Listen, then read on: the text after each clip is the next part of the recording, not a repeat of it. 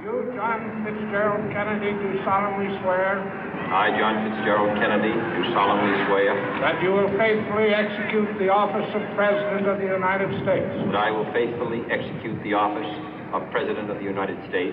And will, to the best of your ability. And will, to the best of my ability. Preserve, protect, and defend the Constitution of the United States. Preserve, protect, and defend the Constitution of the United States. So help you God. So help me God.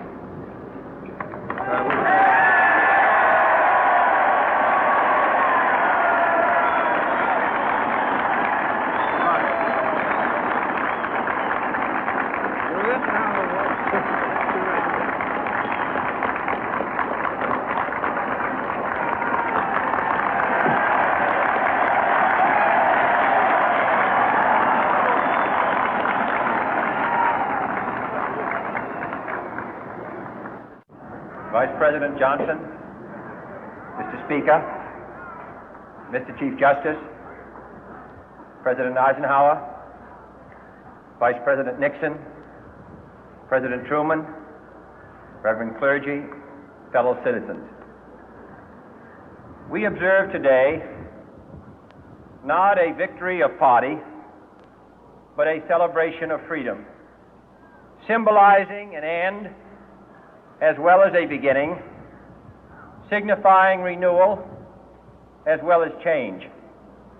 For I have sworn before you and Almighty God the same solemn oath our forebears prescribed nearly a century and 3/4 ago. The world is very different now, for man holds in his mortal hands the power to abolish all forms of human poverty and all forms of human life. And yet the same revolutionary beliefs for which our forebears fought are still at issue around the globe. The belief that the rights of man come not from the generosity of the state, but from the hand of God. We dare not forget today that we are the heirs of that first revolution. Let the word go forth from this time and place to friend and foe alike that the torch has been passed to a new generation of Americans born in this century, tempered by war, disciplined by a hard and bitter peace, proud of our ancient heritage, and unwilling to witness or permit the slow undoing of those human rights to which this nation has always been committed and to which we are committed today at home and around the world.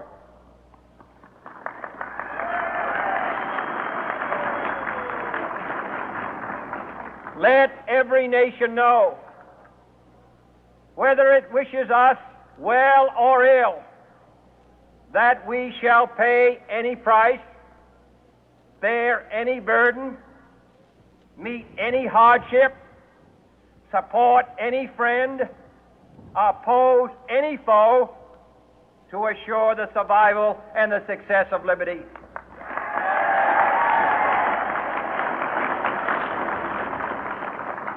This much we pledge and more.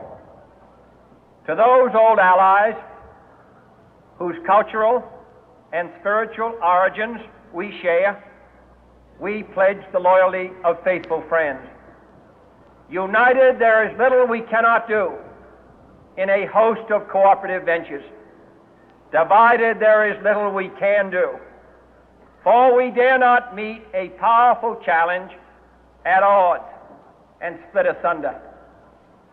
To those new states whom we welcome to the ranks of the free, we pledge our word that one form of colonial control shall not have passed away, merely to be replaced by a far more iron tyranny. We shall not always expect to find them supporting our view, but we shall always hope to find them strongly supporting their own freedom, and to remember that in the past, those who foolishly sought power by riding the back of the tiger ended up inside.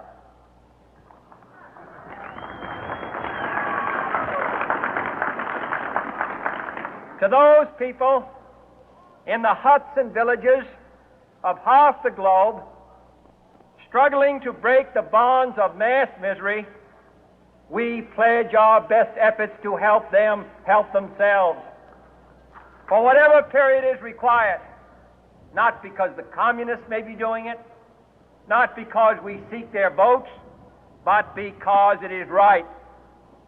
If a free society cannot help the many who are poor, it cannot save the few who are rich.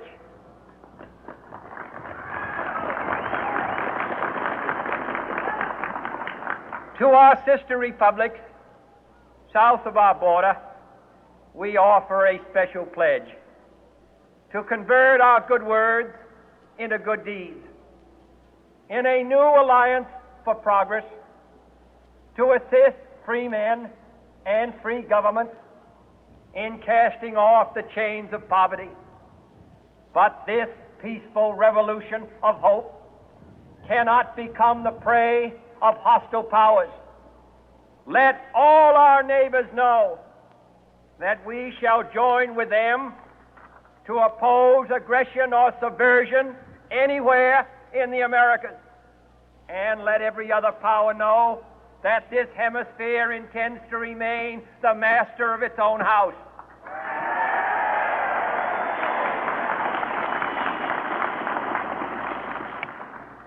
To that World Assembly of Sovereign States, the United Nations, our last best hope, in an age where the instruments of war have far outpaced the instruments of peace, we renew our pledge of support to prevent it from becoming merely a forum for invective, to strengthen its shield of the new and the weak, and to enlarge the area in which its writ may run.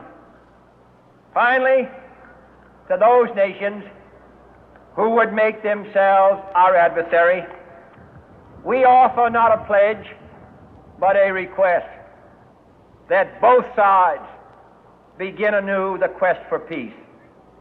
Before the dark powers of destruction, unleashed by science, engulf all humanity in planned or accidental self-destruction, we dare not tempt them with weakness, for only when our arms are sufficient beyond doubt can we be certain beyond doubt that they will never be employed.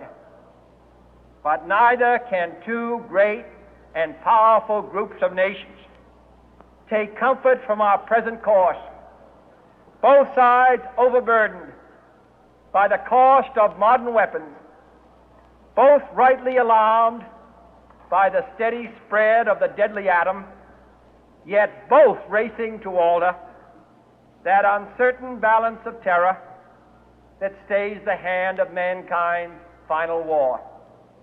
So let us begin anew, remembering on both sides that civility is not a sign of weakness, and sincerity is always subject to proof. Let us never negotiate